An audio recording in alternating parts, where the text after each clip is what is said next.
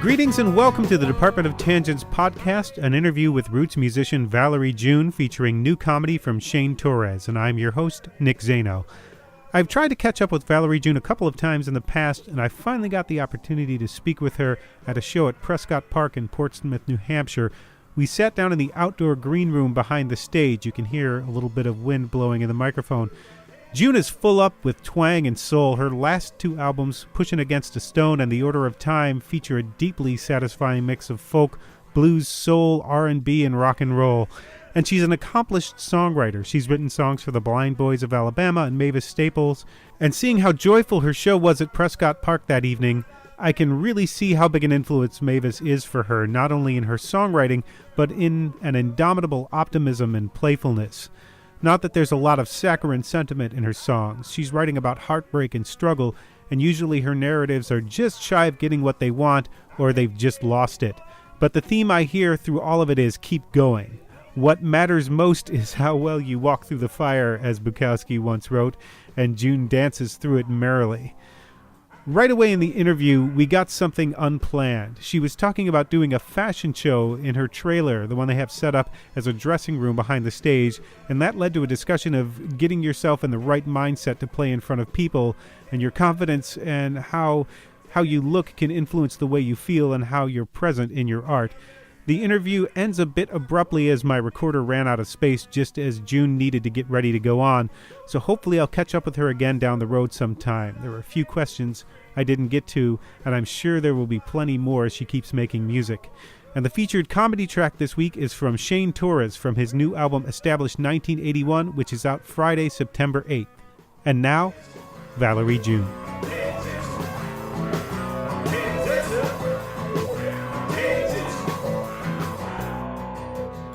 So just to get this on tape, the fashion show you were doing today, what was the fashion show? Describe the scene.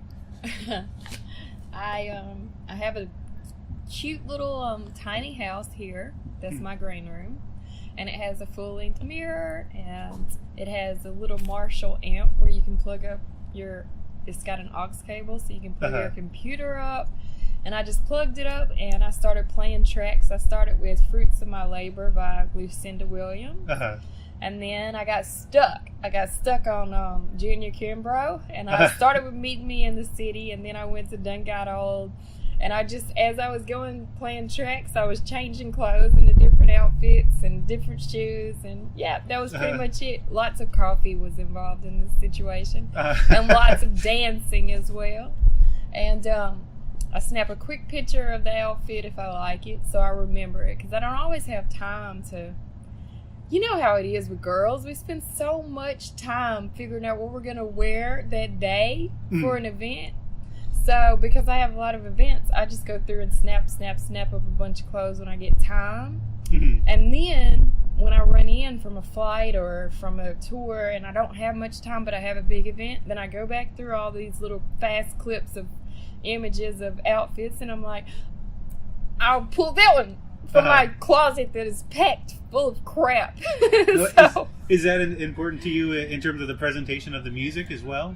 I think what it is important to is how you feel. And whatever you need to wear to feel good is what you should do. Like, some people just want to wear things that are comfortable. They would never do sequins because sequins are so rough and they're not comfortable. But, you know, for me, if I put on sequins and they make me feel like, pizzazz, extra fun, you know, then I want to wear it. Or if it makes me feel like, if I'm in a sad, like, more melancholy mood and I want to wear something long and flowy and dark and dreamy, then that is part of my mood and my show and my present moment, whatever it is. So I think it matters how you feel. Like, I have tried to do shows where I get out of the car and I'm just wearing what I was in the car all day for like 5 hours driving to the gig. I get to the gig, I'm wearing the same thing. I do the sound check. I do the gig, I'm wearing the same thing, you know, and something about just changing. Even if you just change your hair or you change your shoes, something simple. Just change one thing and it can make you feel like, okay, it's showtime. It's not a superficial thing. It's not just a... No, it's the way you feel. And it's also like, years ago, it's been about 7 years now, I became diabetic, and I was so sick that I couldn't get up and go to the restroom. My parents had to help me. Mm-hmm. And because I was that weak, like, I couldn't put my fingers together like this. My hands were just like, I couldn't even move them, really. You were first starting to test? Because I was so sick. And I was just weak because it took the wind out of my cells to be diagnosed. Mm. And I remember one day, I wrote at the top of the mirror in a dry erase marker, act well, feel well. Mm. Look well, feel well. Like, how you feel on the outside, sometimes you can work from the outside in. Because inside me, I had this disease that was just like taking over. Mm-hmm. But outside me, if I put on blush, heavy blush, like a 80-year-old lady, just way too much, made me feel like I was strong, even though I was broken and I couldn't do things for myself that I was used to. Mm-hmm. And that right there was just like this light bulb going on, like, it matters how you feel. And if you need to, I don't know, just shave your head or throw on your heels or whatever you need to do to feel good, you need to do that. And you don't need to judge it. You just need to do it, and you need to get out there and have your best day, because we don't have very long. Right. Well, I remember when I was in high school, I used to see people who would dress flashy and sort of judge that as, you know, just people looking as just attention seeking. I did too. Well, then you watched David Bowie and you realize there's something more to it. Yeah. It's, I wonder if he could have transcended as far as he did in his life, going to, pretty much the man was on Earth and he was living on Mars. I wonder if he could have done that through singing along. Did it I feel like the whole package had to come. He had to become what he was trying to project and what he was trying to be, like he had to become that in his physical body. So I look at all of it as a spiritual thing ultimately, not for everybody, because some people are just like love clothes and they just want it, but for some people it is. You've gone through some changes as an artist since you started. Do you feel like that physical representation was a part of you changing your sound and changing your songwriting over the years? I don't think so. Like, years ago, I played at a juke joint festival, and one of my favorite shows, like, I had a lot of favorite shows, because the juke joint festivals were set up where people just set up on the street and you played for tips. So you'd have all kinds of amazing musicians coming out of the woodworks, and people from all over the world would be coming to these festivals down in Clarksdale, Mississippi. One of my favorite ones, I don't even remember the name of the band, but I remember they were performing, and one guy was in front of this stage, and another guy was behind a sheet. There was just this white sheet up. And so you didn't know who was playing. You didn't know what color they were. You didn't know what age they were. But you knew that music sounded amazing. And that was the audience's view of somebody, there was somebody behind that? Yeah. And I thought to myself, this is brilliant. This is so brilliant, because for music, like, does it really matter, the image of the being? Right. Maybe it does, maybe it doesn't. I think it depends on the type of music, But for me, it was so great, because I felt like, a lot of times if a young white guy got up there and played the blues like better than B.B. King or similar to B.B. King, that he might be judged a certain way because he was white. Or if a black guy was playing punk blues, like, and going into dirty dives and playing like, Fat Possum style, that he might be judged because he's an old black guy. You know what I mean? So it's like, when I saw this guy playing behind, like, the setup, I was like, that shit is so dope. Well, it's great on one hand. On the other hand, if you're trying to get people to remember you and buy your CD or come to your next show, it might be a little bit of a hindrance too, from a promotional standpoint. You never know. You could sell that. It depends on who's the one out there marketing, Could be. So, where did you start with music. Do you remember the first song you sang or the first song you played? I played a lot of songs, so many. Yeah.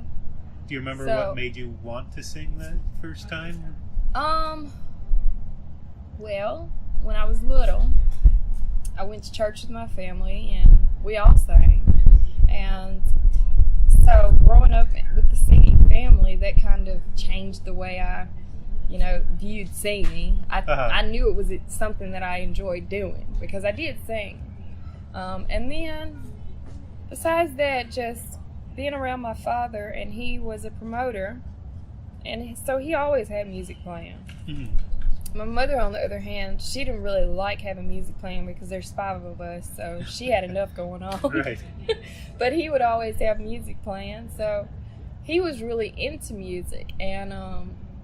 And I heard, he had a construction company and a promotion company, so he would get us in, the front of the dump truck, and we'd hit the road to go to one of his jobs, and he'd just have the radio going. And one day I heard Tracy Chapman doing Fast Car, and I was like, that is the best voice I've ever heard in my life. In the story, and I had to be like 5 years old at the oldest. I'm talking like I was tiny.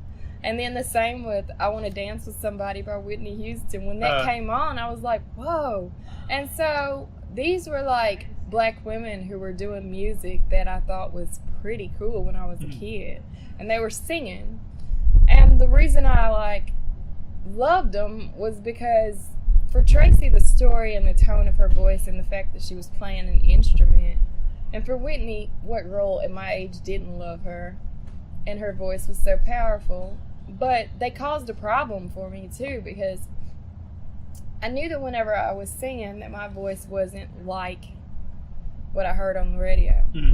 My voice was more similar to Tracy's voice than it would have been to Whitney's, and I was just like, how can my voice fit in there? So, and a lot of times I always gave up on my voice and was like, well, I love singing, but it's not like gonna be a mainstream thing or a living thing, make a living off your art kind of thing. It'll just be me singing.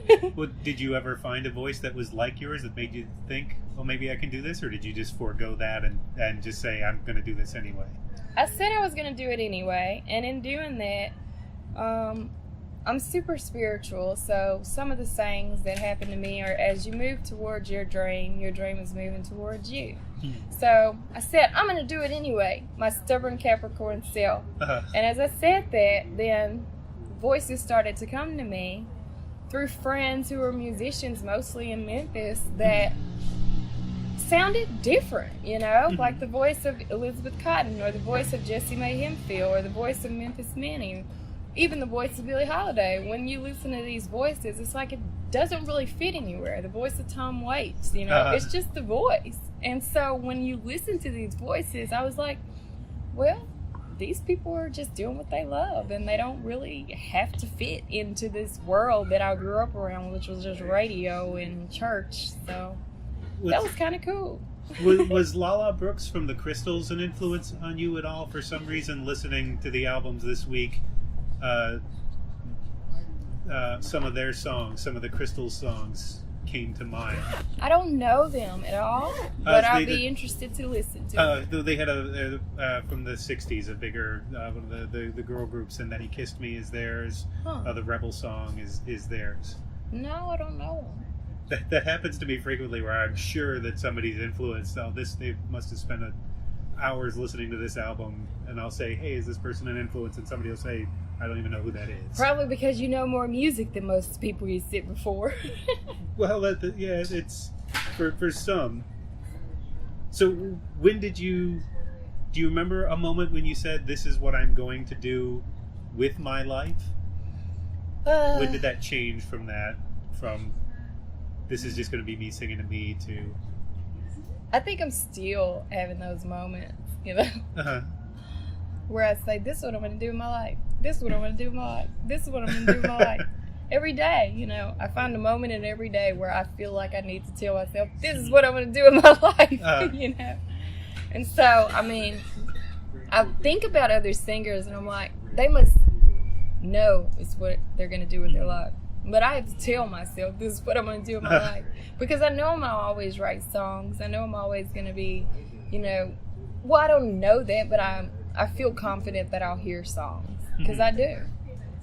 That was happening to me when I was first born. I was hearing voices and hearing songs. But I don't know, none of the showman side of things is guaranteed. And how, I think about people that I love, like Carla Thomas, for example, who's a Memphis singer, and she does some performances around town, but she doesn't really want to hit the road and do that, So I don't know if I'm gonna do that or if I'm gonna, I love Mavis and she hits the road and she does it. I love Booker T. He hits the road, he does it. I mean, these are people that I work with, that I respect, that I admire. Willie Nelson, I've been on the stage with him several times. He hits the road and he does it. But you never know what your old age and what your life will hold. So, I don't know. I just go with it. And when you take a dream path, you basically just leap daily. It's kind of amazing. You see people who have given up on the fame part of things, who are still out there performing. They work a day job and you see them at an open mic, and some of those people are as good or better than anybody who's playing the local stadium or arena that night, and they're still sort of out there plugging, and it's something else is keeping them going. It's not the fame and fortune part of it. Yeah, well, when you come from Memphis, then that's the reality you live with in general. Because, Big Star, for example, if you watch the documentary on them, that'll basically sum up our outlook on music when it comes to Memphis, Right. And that's where I started, and that's where, I call home, and that's like my roots. So your perspective is so much different when you come from a place that has the biggest stars on earth, yet they just kind of they do their thing. They do what Gillian Welch said. They live it. She said they're gonna do it anyway, even if it doesn't pay. They actually live that. I don't know how many people are living that, but they're living that, and they do it. Well, if you're in Memphis or especially Nashville, you're seeing those people who are just doing it, and they're not anybody that's a household name, but they're doing it sometimes every day, and they're amazing players or songwriters. I guess. I feel like it's more so in Memphis than Nashville, because Nashville has, a system. So that wasn't a system you were necessarily interested in participating in? No. In Nashville?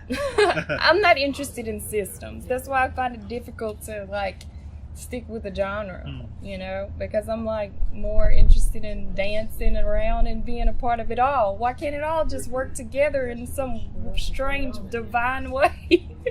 Nashville has a system because it's like a business home, And Memphis, I guess, used to have systems like that when Stax was up and running, in the way of producing music that went on the world scale, and when Sun was. But since then, which has been a lot of years, there are so many brilliant Memphis artists that they do their day jobs and they do kick-ass music in the other times.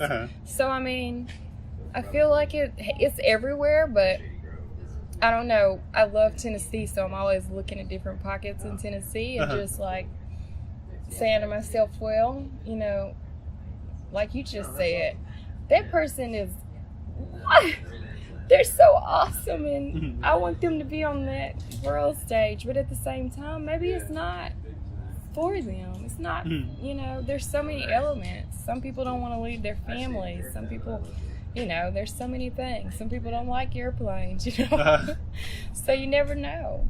But there's definitely not some system you're going to get tapped into at all, in Memphis. What you're going to do is you're going to play your music, you're going to get excellent support from your community, and you're going to try to use that momentum to get you where you need to be in the world. And I feel like that happens in a lot of towns with a lot of musicians, that they try to do that. But I feel like in Nashville, you can have this great talent, you can put your energy behind it, and there is an opportunity more so to be seen like it would be in LA or New York or these bigger industry towns. So that's kind of cool when you have towns that can do that for people. Do you enjoy the bigger stages as well? Is that part of what you want to get to, playing bigger and bigger stages? I enjoy every stage where people come and they're willing to hear my songs. Because these are songs that just came to me, and I'm like, what? People are actually coming to hear my songs? Thank you, you know. I feel pure gratitude at my crowds and the people that come to see my stuff, you know. And it's just as great for me to play at one of my favorite places in Brooklyn called Bar Lunatico, which only holds 50 people, as it is to play, like tomorrow, I'm going to do Summer Stage, so that'll be a lot of people. And, you know, I mean, so both of them are equally great. It's just like, I'm still in awe that people are open to the stories and open to the songs and, you know, excited to hear it. Well, you said the songs just come to you. Is that sort of the way it happens? Is the sort of, they come to you all at once, or they come to you sort of in pieces? They come all kinds of ways, like that. So sometimes they come together, and so they'll be like a family. Usually sisters. They come in two. So I'll say they're sister songs. On the new album, what would you say are were there a couple of songs that you would say are sister songs, or a couple sets of songs? Shakedown came at the same time around when If And came, and Working Woman came around that same time too for my earlier record. And then Front Door and Just in Time, they came together, but they're not sister songs. They came around the same time, but they're not sister songs. Front Door and Twine and Twisted from my earlier record, those are sister songs. Because they both came like dreams. Like Twined was a pure dream. Front Door was I was going from sleep to wake, and then I heard the song as I was starting to wake. And the same kind of like just ethereal feeling that I had from being in that dream state and hearing the song, I had that with Front Door. So I knew that they were together. And I got one more song in that group. So that song is called Love and Let Go. And I haven't put it on a record outside of what I did with the Old Crow Medicine Show guys. It's an EP. And so we recorded a version of it. So, yeah. Do the full arrangements come to you? I mean, you just released a demo of Love You Once Made that's much more spare than what was on the original record. Yeah. And it works in that spare form, but it's so much more expansive on the album with such a... It's true. Whenever the colors go in, it's like having a painting, and well, basically you draw it first, and then you have like shades, and then each musician will have a shade that they add, you know. So they pop off the page, or when you add a red to a basic drawing, maybe it could just be red and pencil. But once you add that red, it's like, oh, there's color there. So yeah. It's a very specific studio sound, sort of a throwback, I don't know how you describe it, sort of a classic 50s or 60s sound with a deep sort of rich reverb. Do you have that in your head when you go in? Is that something you sort of find? I definitely have it in my head. Like, I have that in my head for sure. I'm very particular and sensitive to the way my voice sounds. So, like, even on stage, I'm like, I'm working on the reverb the whole time I'm up there. Well, that could be difficult, especially playing outdoors like you are tonight. Yeah, it's really hard. Finding that. Yeah. That's difficult. Do you go into the studio with the full arrangement, all the instrumentation? Well, you know, Matt Swift did the arrangement of strings on With You, and Doug Wieselman did the arrangement of horns on almost every single song. So it's whoever we hire, whatever musicians decide, you know, that they hear something on it, I'll hum it. You know, like I did on Love You Once Made, I hummed the parts that I heard. And then I give it to Maz, and I'm like, I need you to do strings similar to like These Days from Nico on With You. And I've done what I hear as a humming, but I don't write music. So I just write songs, you know? Phil Collins did that with the horn parts on one of the albums. I forget which one it was. He sort of hummed it and had, I think this is the story. Hopefully I'm not getting it wrong. He sort of hummed it and had somebody transcribe what he was humming so they could give charts to the horn players. That's pretty much it. I mean, even with Doug, Matt Marinelli is the producer on the record.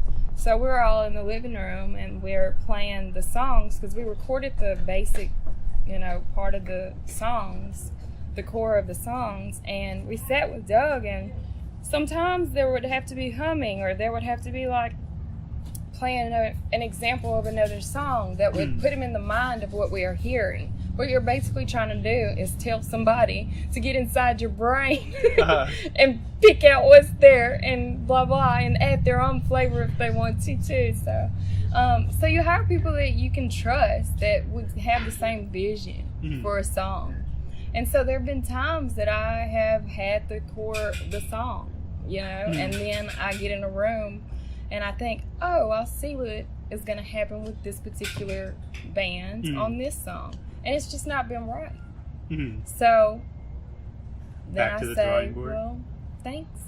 But I know what I hear on this song, and I'm not going to sacrifice it just because, I mean, you're great at another song. There will be another one that we have that fits in this room. And it's also sometimes the time, the order of time, Sometimes the timing isn't right for that song. That song, like, maybe it's that everybody just got finished eating dinner and they're all like so like dazed out, and it's an upbeat song and it just isn't the time for it. And then maybe tomorrow it is the time for it, but we're on to something else, So maybe that song waits for 5 years to find the next time when it's ready to be recorded. Sometimes it's the room, like it can be the studio. It could be like, let's try this song today. We tried that for 2 hours. Nothing's happening. Let's try another one, you know what I mean? The odds are stacked against you in a way for getting that perfect moment. No, they're not stacked against you. What it is when that perfect moment happens, it's pure magic. And that's what you hear on tracks that you love. You hear magic. You hear it. It's like you can't go to the store and say, can I buy a bottle of magic, please? I want to pour it in my bath water. That just, it either happens or it doesn't happen, Well, I was thinking, listening to both albums, that the arrangements are deceptively ornate. I think possibly because your voice is so front and center that you don't concentrate on what's happening or how layered something like If And is. It's contrabass, clarinet, I think, and harmonium, and bass saxophone, not baritone sax, bass saxophone on that? Yeah. Is that rumbling low end? Colin Stetson played that. And have you heard his music? No, I haven't. He's so great. He just had a record come out this year, and he's a circular breather. So he does with the contrabass, like one song he's just breathing, cycling, for the whole song. It's really great to watch. I've seen a few shows of his, and Matt, the producer, is friends with him, and so when we wanted to have like these sounds, if you hear his music, some of these sounds sound animalistic. These sounds, we wanted to have these sounds. And we're like, we gotta call Colin because he does that. That's just what he does, and he can just hold that for the length of this whole song. So we sent him the song, and he didn't have time for the first week or two, and then after that he was like, okay, I'm on it, and he sent it back to us. So he didn't even have to be in the room, but the space had to be right, the time had to be right, or he wouldn't have been able to do it. I would have sworn it was a hurdy-gurdy the first time I heard it. But it's the confluence of all those low instruments. Yeah. It's just sort of an interesting. Well, Doug did mix. The clarinet too. He wrote the clarinet, and he wrote another part on that song too. He did all the arrangement of that wind stuff, because I don't play wind instruments. Winter? We're talking about If And. This is Matt. Hi. Nice to meet you. Yeah. It's Colin Stetson on 2 of the horns on that, on the contrabass, clarinet, and bass saxophone. Bass saxophone. Doug Doug did clarinet. regular clarinet. Bass clarinet, not contrabass. But they did what came to them. Yeah. you know. That We was- sent them the song, and we said, we want you to play on this because of what you do. And they just took it in their rooms and did what they do. That must have been so tough on the sound guy because there's so many low frequencies. Well, he's a sound guy, so why don't you ask him?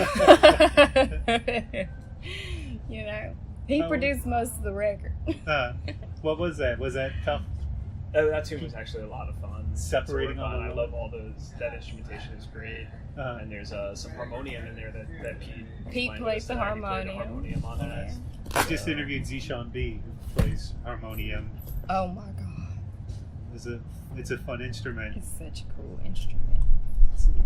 You can get so much more out of it than I guess I never considered much about what it can do until I listened to his album and saw him playing it and realized that's what that sound was. Well, Pete can get sound out of anything that has keys. Anything, you know, so Matt was like, we should go and sit with Pete with this song after we record the core of it, and we go and sit with him and see, just let him play, you know. And he just sat there for the afternoon just playing different stuff. And then when Matt went to mix it, he was choosing the parts, you know, that he feels like work. Hell to the hell. Isn't always a trend. Thanks again to Valerie June for speaking with me and for her wonderful performance at Prescott Park that night. And thanks to the Prescott Park staff for being so accommodating. You can find out more about June by visiting her website at valeriejune.com. And the season will be almost over at Prescott Park by the time this comes out, but you can find out more about them at prescottpark.org. You can also read the blog and find out more about this podcast by going to departmentoftangents.com.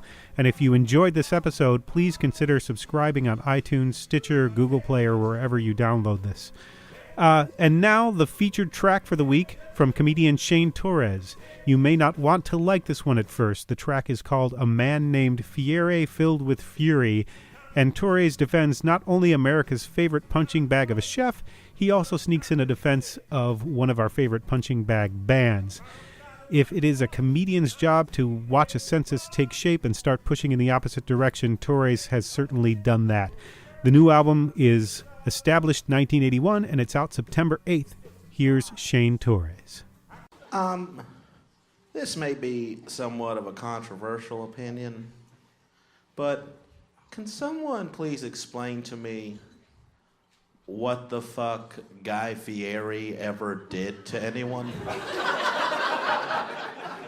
Because people shit on that dude all the time, and as far as I can tell, all he ever did was follow his dreams. It's fucking insane how rude people are to this celebrity chef. They make memes and they tweet nasty shit and they have terrible blogs, and he didn't do anything wrong. Here's what he did do, liberal Madison. He started a company where he hires everybody. He pays more than minimum wage. He gives health benefits before he has to. He has a non-profit where he gives pretzel-making machines to inner-city schools so they can fundraise. I know that one sounds like I made it up, but I swear to Christ it's true. He has worked with Special Olympics athletes, and on top of all of that, he has officiated a gay wedding. But because he has flames on his shirt, everybody shits all over him like he's a member of Nickelback. And by the way, what the fuck did Nickelback ever do? And look, I get it. I don't want to hang out with him either, okay? I know he looks like a Hot Topic manager moonlighting at a Fridays. Just one end of them all to the other. But he didn't do anything wrong. That should bother all of you. Not enough? What else has he done? I'm so glad you asked. He goes around the country to small businesses and gives them free advertising on a national platform. Advertising they could surely never afford themselves with his own television show. But because his hair looks like he was electrocuted while drinking Mountain Dew, people act like we need to saw his head off on the internet. Meanwhile, everybody loves Anthony Bourdain. And he seems like the kind of person that would be mean to dogs. So I don't understand what is happening. What does he do?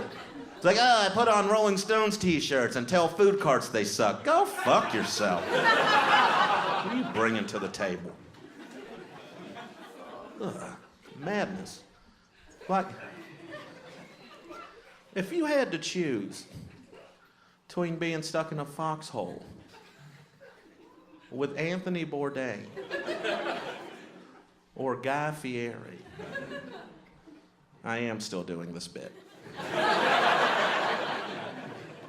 You're gonna go Fieri every time. What's Bourdain gonna do? I'll tell you. He's gonna be like that dude in every World War II movie who sucks the whole fucking time. Then when the Nazis show up, doesn't do his job, gets a bunch of good soldiers killed. Meanwhile, Guy Fieri's over here earning new nicknames like El Fuego. Picking up live grenades, throwing them back, saying dope shit like welcome to Flavor Town.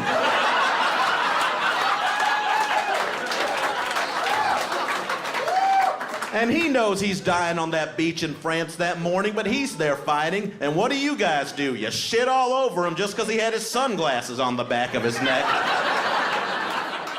I think it's fucking awesome there's a racing stripe on his fridge.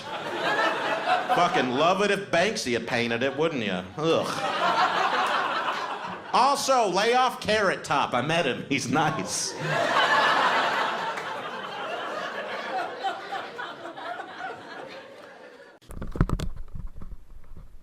Dear Young,